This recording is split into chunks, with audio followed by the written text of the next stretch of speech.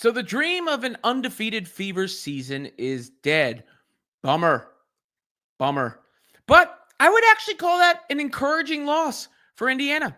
I know fans always get mad at me when I say that because they're emotional after the game and they want their team to win, of course. And the last play, Clark didn't get a shot and all those sorts of things. But the Fever did not play particularly well in this game at all. And we're right there against what is a good Atlanta Dream team. I'm impressed by the Dream. I think Carl Smesko's a good coach. They play like a modern basketball team. The bigs have fit better than I thought they would have. Like Brianna Jones and Brittany Griner, that's a lot of big to deal with. You know, Griner's so tall. Jones is so massive. They played well together. Ryan Howard's a heck of a talent. Her run at the beginning of the second half really changed things, I believe. But the Fever were not in sync for the majority of this one. They shot poorly from the free throw line, just 16 of 26. Natasha Howard, 0 of 4. She's been in a real slump from the free throw line. She did not play well at all in this game. Neither did Dewana Bonner, who went scoreless.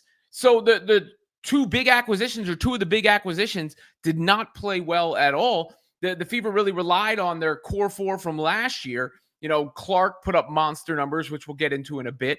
Aaliyah Boston has been awesome. She's been awesome on both sides of the floor. She's been great defensively, shoving shots. She's really looked quick and assertive on the offensive end of the floor. Kelsey Mitchell was her usual self.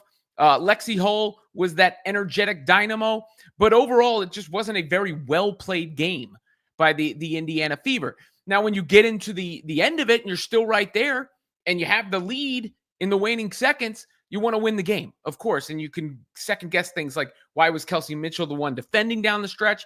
And why was Caitlin Clark the one inbounding down the stretch? Which I get, by the way. Caitlin Clark's the best passer. So you can argue with it or say you don't like that decision, but I understand the thought process behind it. Here was what Stephanie White had to say about the final play in general. Lessons. What did you like about the play with Natasha and just her look? Yeah, I mean, initially we're trying to get the ball to AB, but she was being chucked, so she couldn't get there. She had a good read. I mean, Tosh was open. We probably should have called timeout in that situation, but I felt like Tosh was due. Right, she had a good look. She had two good looks, and that's really all you can ask for in that situation. Couple opportunities at the basket for Natasha Howard right there, that even including that little baby jumper at the end. And then there was Caitlin Clark speaking after the game. You know, both Clark and Stephanie White lamented the officials a little bit and the challenges that had to be used in the first half. There was a couple of out of bounds plays. Clark called them point blank misses by the refs. But this is also what she had to say about the chance to run it back against the Dream in short order. As much as you don't want to have to lose a game like this, is going through some of those end of game situations early help. Yeah, absolutely. I think, yes, this stinks. We want to win this game, but I think this is great for our team. A little adversity. How are we going to respond? How are we going to come in here tomorrow morning and watch the film and learn and get on the court and get better? And like I said, that's why this league is so great. You have a couple of days and then you get right back to it. You find a way to respond. We have a chance to go there and play them, actually. So it's even better, I guess. We can, get a little redemption if we go down there and play well. So, obviously we wouldn't have loved to be in the situation that we were in, but honestly, I give my team a lot of credit. My teammates a lot of credit. We never gave up. We fought. We were right there. We found a way to get back in it.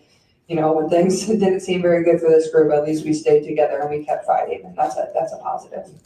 So positive takeaway from Caitlin Clark there as well. And again, I mean, moral of the story for me, I think they were playing a good Atlanta Dream team. They did not play well themselves. They were down double digits late, and they still had the game or a chance to win the game. I mean, that to me is a testament to the talent on the team, especially when you get a goose egg from Dewana Bonner, who's up there in age and isn't going to be consistently where she was earlier in her career. When you get a stinker from Natasha Howard, and when you don't have Sophie Cunningham, who I do believe is going to unlock a lot for this team because of her ability to be a secondary playmaker when she comes in and her ability to allow the team to play some flexible lineups out there. So The Fever are not going to sweep the season, but I think this is one you can kind of sweep under the rug and move on, especially when you got a chance to face the same team. Meanwhile, in the midst of all this, Caitlin Clark continues to put up absurd numbers. Absurd numbers. Clark in this one, 27 points, 11 assists. That makes it so she is now tied for the most career 20 and 10 games when it comes to 20 points and 10 assist games. She's now got 10 of them, which moves her into a tie with Courtney Vandersloot, who's played 430 career games to Clark's 42. When you move that number out to 25 points and 10 assists, Clark is number one by herself, already having surpassed Sabrina Ionescu in the second game of her second season. When you want to just throw 5 3-pointers in there, if you've got 25 points, 10 assists, and 5 threes in a game, Clark has reached that threshold 4 times, which is more than the rest of all WNBA players combined. So you can see it with your eyes, right? The ridiculous dimes and the logo bombs. But you can now see it in the stats. This must have been what it was like to watch Wilt Chamberlain or something. There's only one word: absurd. Career for Caitlin Clark. We never seen nothing like this in the history of the WNBA or sports.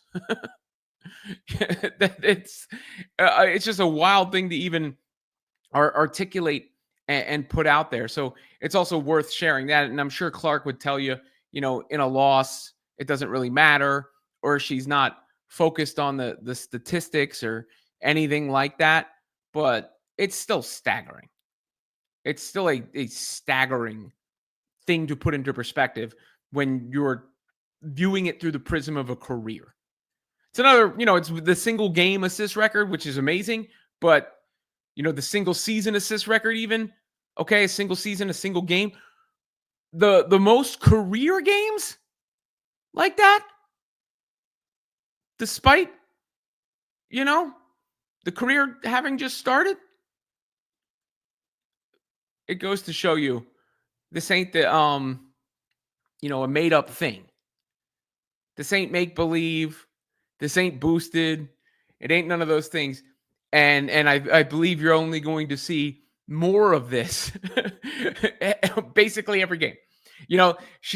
It's become routine. It's become routine, but it's certainly not routine in the history of the league. You just hope that the next one comes in a win because, again, that undefeated dream ended at the hands of the Atlanta Dream.